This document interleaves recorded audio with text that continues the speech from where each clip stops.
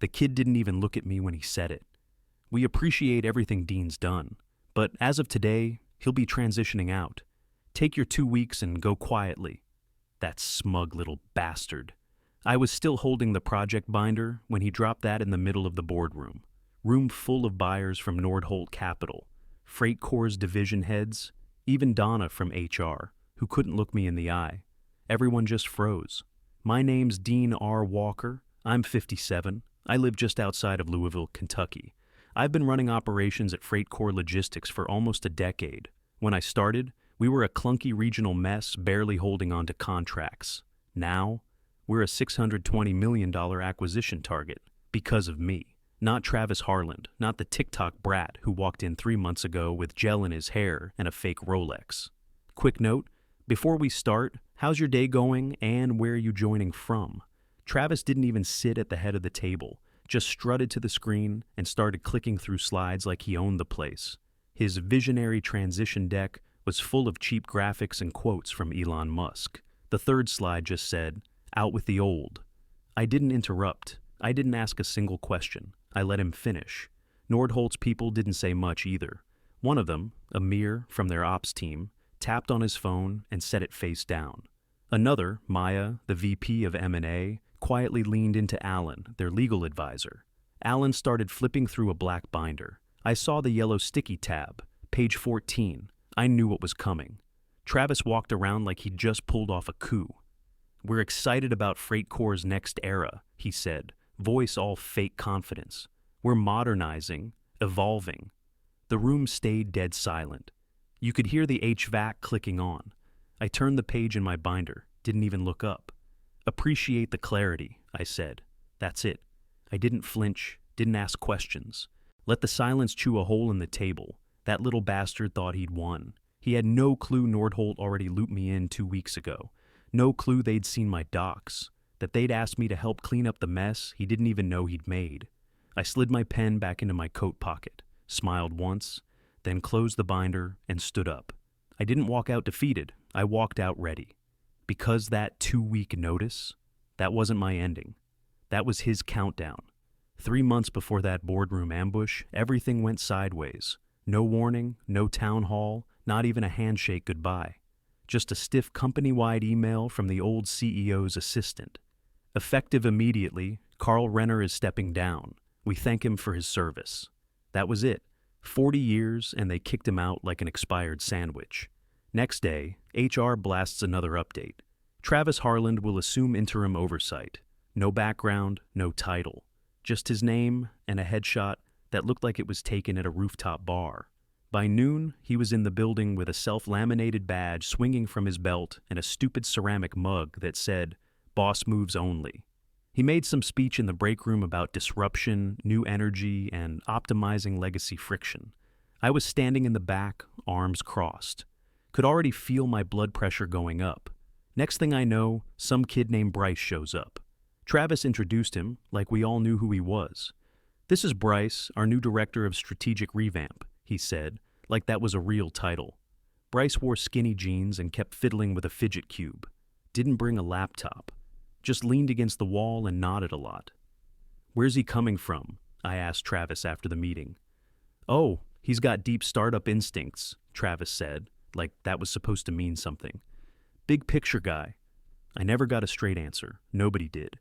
Within 2 weeks, it started unraveling. First, vendors began calling me directly, asking why payments were late. I checked the system.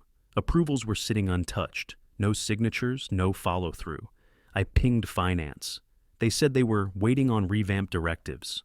Shipping dashboards started going dark. Our legacy platform read on custom SQL tables that needed daily syncs.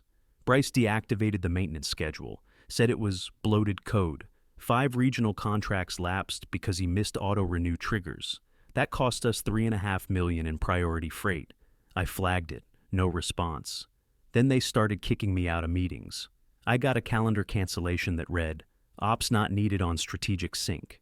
I asked Travis what was going on.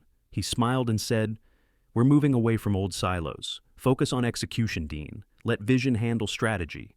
Vision, my ass. I stopped trying to get looped in. Started tracking everything instead. Every missed vendor call, every skipped approval, Every Slack thread where Bryce talked about reimagining compliance like it was a mood board. I built a private folder on my home desktop, named it Rot Log.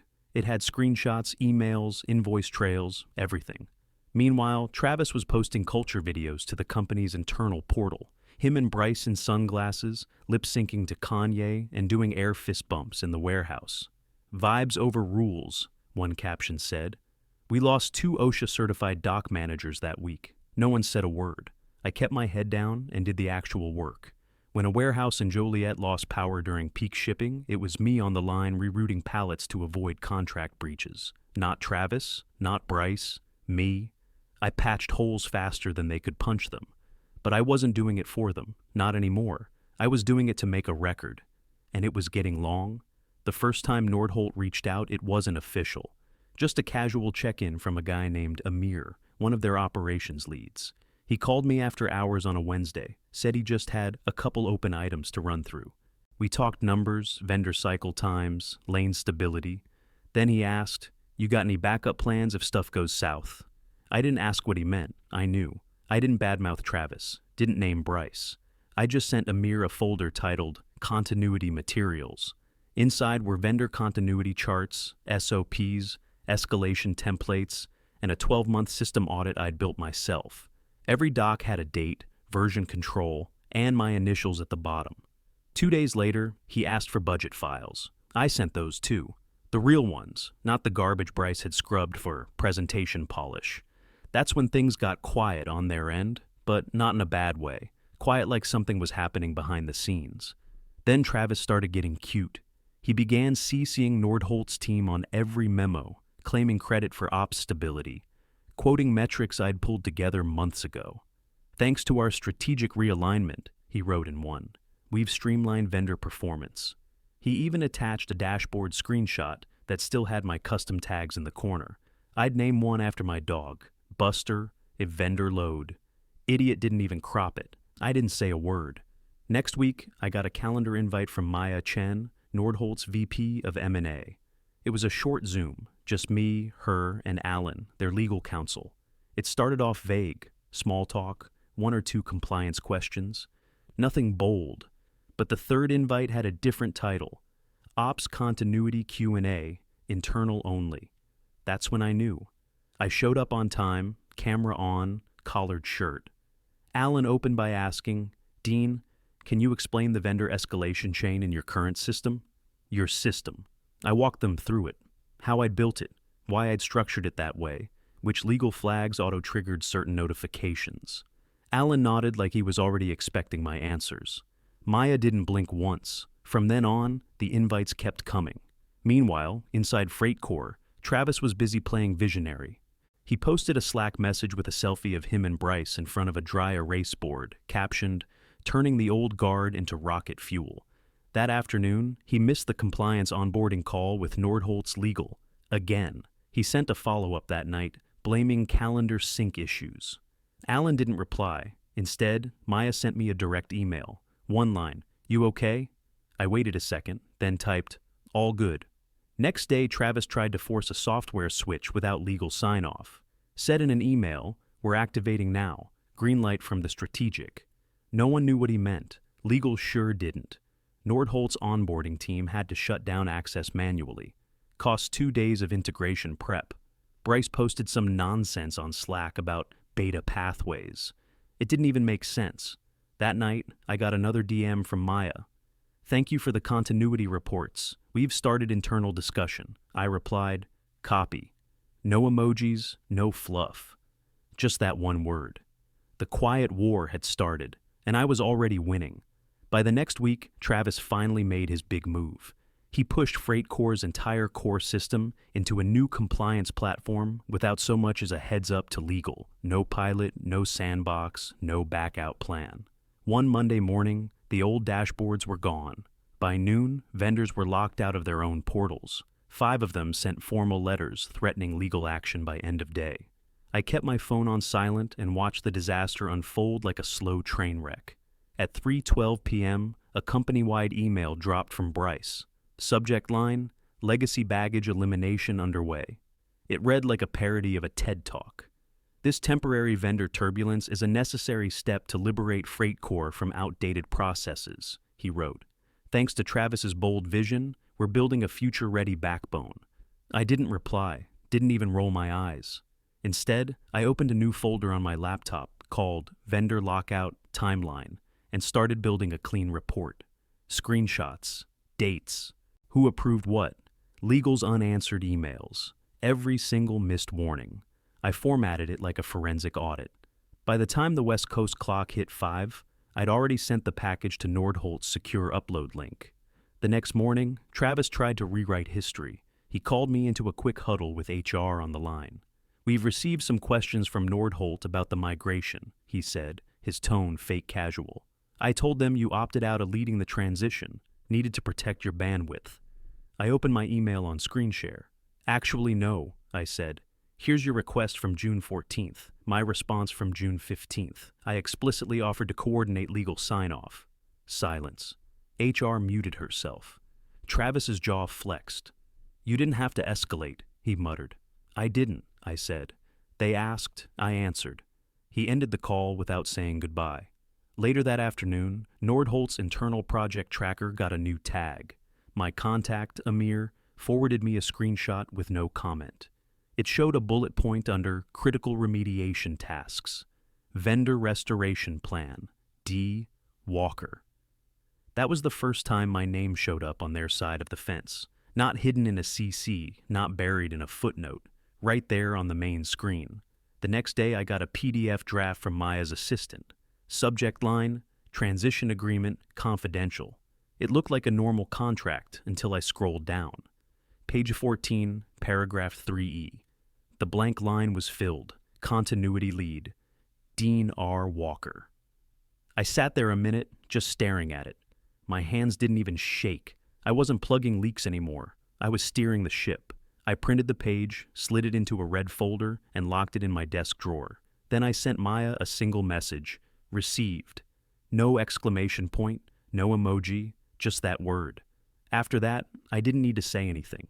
The next moves weren't mine to make. They were already in motion. The email hit just after lunch. Subject line. Exciting next chapter for Freight Corps. I already knew it was garbage, but I clicked anyway. Travis's name was plastered up top, and the body read like he'd swallowed a corporate buzzword generator. Evolving our vision. Embracing synergy. Driving disruption. He didn't mention vendors, didn't mention operations. Not one sentence about the real backbone of this company. I didn't respond, just forwarded it to a folder on my desktop called Obituaries. 4 minutes later, my Slack pinged, private message, from the Nordholt CEO. Bring your card tomorrow. That was it. 3 words. I replied the only way that made sense. Understood. No small talk, no questions. I closed Slack and opened my drawer, pulled out the red folder with the transition agreement, flipped to page 14. My name was still there, black ink, final. I stood up, stretched my back, and walked to the kitchen. Bryce was in there filming himself, unboxing some new tech tablet he claimed he was beta testing for logistics. I poured coffee, didn't say a word. He waved at the camera like an idiot. Back at my desk, I opened my calendar.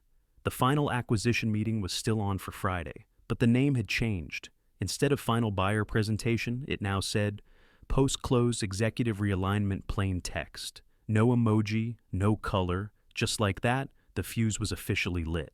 At 3:40, HR called me into a small office, same one they used when people got laid off. Only this time, no escort. Just a printed letter and a nervous smile from Patty, the HR manager. We wanted to give you a heads up ahead of tomorrow, she said. This is a preliminary draft of your transition acknowledgement. Legal's still finalizing the rest, but they asked us to include language about your ongoing role. Ongoing? I asked, just to watch her squirm. She smiled, relieved. Nordholt asked us to note that your experience will be vital during the handoff. You'll likely train the incoming structure. I nodded once. Took the paper. Didn't say what I knew. Across the hall, Travis was talking to someone on speakerphone about post-close messaging, laughing, loud, confident. He had no idea. None. And I wasn't about to correct him. Travis walked into the boardroom like he was about to headline a TED Talk. Blue blazer, tight smile, overconfident strut. He adjusted the mic on his collar, even though no one asked him to wear one. First thing out of his mouth was, "Thanks everyone for joining this exciting moment in Freight Corps' evolution." I was already seated across the table, folder closed, pen resting dead center. Nordholt's team sat on my side. Maya, Alan, Amir, the CEO, two others I didn't know. They were calm, focused. Travis clicked the clicker and pulled up a slide. Leaning forward, the next era. "We're reshaping the future," he said, voice full of theater. "Eliminating outdated silos, driving a lean evolution, and with today's acquisition, we're activating legacy transitions that will strengthen the core." I didn't blink. Then he turned to me. "And I want to take a moment to acknowledge Dean Walker for all his years of service. Dean's been the backbone of Freight Corps Ops. And as part of this transition, he'll be stepping aside over the next 2 weeks to support onboarding." I looked at him, held the stare for just a second longer than normal. Then I reached into my coat pocket, pulled out a black business card, and slid it across the table to the Nordholt CEO. The CEO picked it up, read it, and burst out laughing. Real laugh, loud, involuntary. He handed the card to Maya, who smirked and passed it to Alan. One by one, the card made its way down the line. Travis looked confused. "What's going on?" Alan flipped open his binder, thumbed to the yellow sticky tab. Page of 14, paragraph 3E. Maya set her hands flat on the table and said, calm as anything, "Mr. Walker is the continuity lead. Per the agreement you signed, he has staffing authority for this transition." Travis blinked. "Wait, what?" Alan read the clause out loud. "Operational continuity for post-close staffing shall fall under the authority of the designated lead, signed by T. Harland, August 3rd. Travis looked at me. You filled that in?" "No," I said. "You did. You just didn't notice." His face drained. This can't override executive oversight. I'm interim CEO." The Nordholt CEO finally spoke. And yes, it can. You signed it." Travis started to argue again, pointing at the contract like it might rewrite itself. But no one stopped him. They just watched. Maya leaned back and closed her binder. Alan clicked his pen once and started taking notes. I didn't say a word, didn't need to. He'd already torched his own tent. Patty from HR stood up from her seat like she'd been holding her breath for the past 20 minutes. She walked over, handed me a small envelope. Inside was a fresh badge, still warm from the printer. I snapped it into place on my belt. Dean R. Walker Interim, COO, Transition Ops, America's Nordholt Systems. The room went quiet for a second. Travis stood there blinking like he'd just woken up inside someone else's dream. "Wait, what is this?" His voice cracked halfway through. I didn't respond, just adjusted the badge clip and took my seat. He turned toward the buyer's CEO, desperate now. "I don't get it. Why would he? What does this mean for my role?" The CEO didn't blink. "About your 2 weeks," he said. "You're reassigned to warehouse operations, Kansas City, Shift B." It landed like a slap. Travis's mouth opened, but nothing came out. Across the room, Bryce had gone completely still. Then, without saying a word, he slipped his laptop shut and started packing his bag. Alan looked at HR. "Please start preparing his off-boarding materials as well." Patty nodded and opened her laptop. I kept my eyes forward. No gloating, no smirk, just calm. I'd done what needed doing. That was enough. Travis finally managed to speak. "You're saying I report to him?" His voice was tight, almost a whisper. The CEO didn't even look up from his notes. "No," he said. "He is me for the next 90 days. I stood up, thanked everyone for their time, and walked toward the door. Behind me, I could hear Travis still standing, still trying to piece together what just happened. But I didn't turn around. I didn't need to. That room belonged to me now.